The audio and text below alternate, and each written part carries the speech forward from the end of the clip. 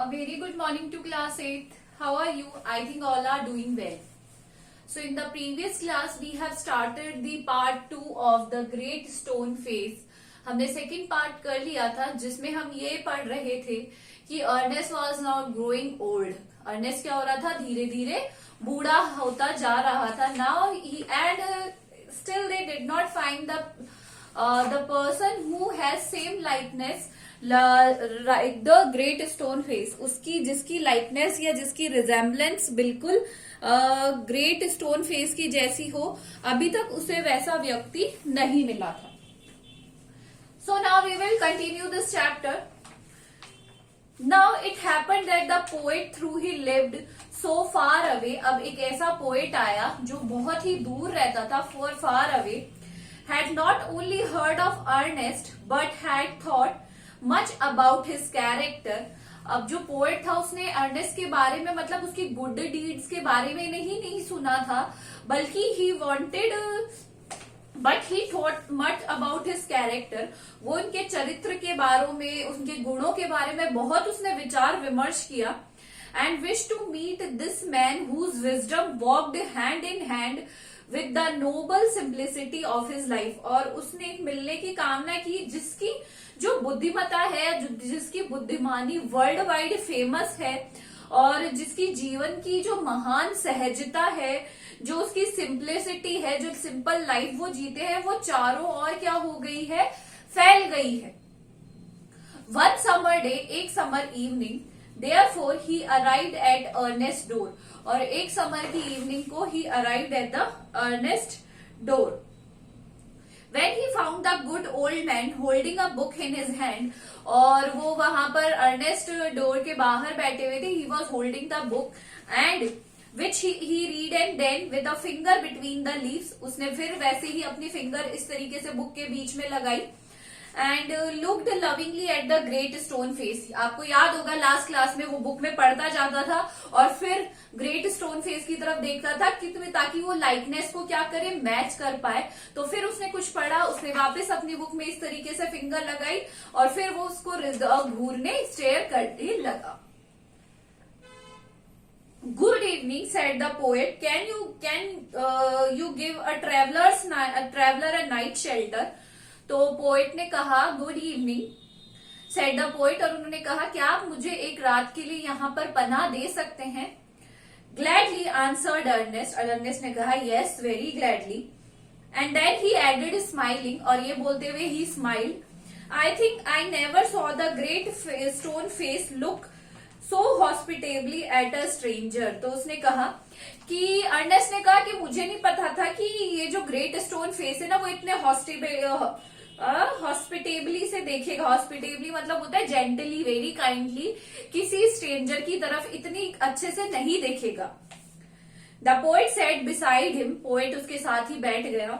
And he and Ernest talk together, और वो और अर्नेस्ट क्या करने लगे, बात करने लगे. Never before had the poet talked with a man like Ernest, so wise and gentle and kind.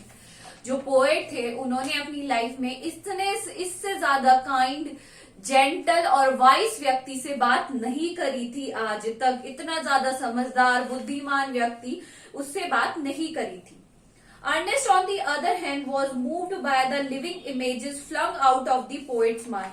और दूसरे ही हाथ जो अर्नेस्ट था, he was also enjoying the company of poet. वो भी पोएट की कंपनी को क्या कर रहा था, बहुत ही ज्यादा इंजॉय कर रहा था. और साथ ही साथ he was very flung out by, और दूसरी उसकी जो बातें थी, पोएट क्या होते हैं, यूजुअली फिक्टिशियस माइंड होता है, कल्पनाओं में जीते हैं, तो उनकी कल्पनाओं को इमेजिन कर रहा था और अत्यधिक वो उनसे क्या हुआ, बहुत ही ज्यादा प्रभावित भी हुआ. As Ernest listen to the poet, जैसे ही वो पोएट को सुन रहा था Ernest, he imagine that the great stone face was bending forward to listen to. और उसे ये लगा कि जो ग्रेट स्टोन फेस है ना, वो भी बैंड हो रहा है, झुक रहा है, ताकि वो कान लगाकर पोएट की बातों को सुन सके. मतलब he was also interested in the talking या इन द मतलब जो भी वो बता रहा है उसमें जो ग्रेट स्टोन फेस है वो भी बहुत ही ज्यादा क्या है, इंटरेस्टेड है. He gazed into the poet eyes, और वो पोएट की आंखों में क्या कर रहा है, आंखों में आंखें डालकर बातें कर रहा है। Who are you my gifted guest, he asked, Ernest ने पूछा, मेरे गुणी मेहमान आप कौन है, मतलब गिफ्टेड गेस्ट मतलब इतने अच्छे इतने गुणी मेहमान आप कौन है मेरे। The poet laid his finger on the book that Ernest had been reading, कवि ने क्या किया, अपनी बुक रख दी उस पुस्तक पे जो वो पढ़ रहा था। अर्नेस्ट उस पर बुक पॉइंट आउट करके बोले, you have read these poem said he, you know me then for I wrote them. तो उसने कहा, आप ये जो पोएम्स पढ़ रहे हैं तो इनका राइटर मैं ही हूं, यानी तुम तो मुझे जानते हो क्योंकि मैंने ही इन्हें क्या किया है, लिखा है। Again and again Ernest examine the poet features, again and again बार बार वो उसकी जो अपीयरेंस है पोएट का उसको देख रहे थे, बार बार उसके फीचर्स को देख रहे थे। He turned towards the great stone face and then back. पहले उसको देखते फिर स्टोन को, फिर पोएट को देखते, ऐसे मैच करने की कोशिश कर रहे थे। He shook his head and sighed. और फिर उसने अपना सिर हिलाया और आह भरी।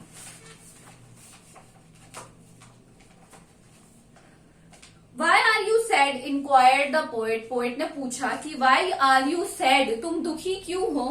Because, replied Ernest. Ernest ने रिप्लाई किया, Because All through life I have awaited the fulfillment of a prophecy.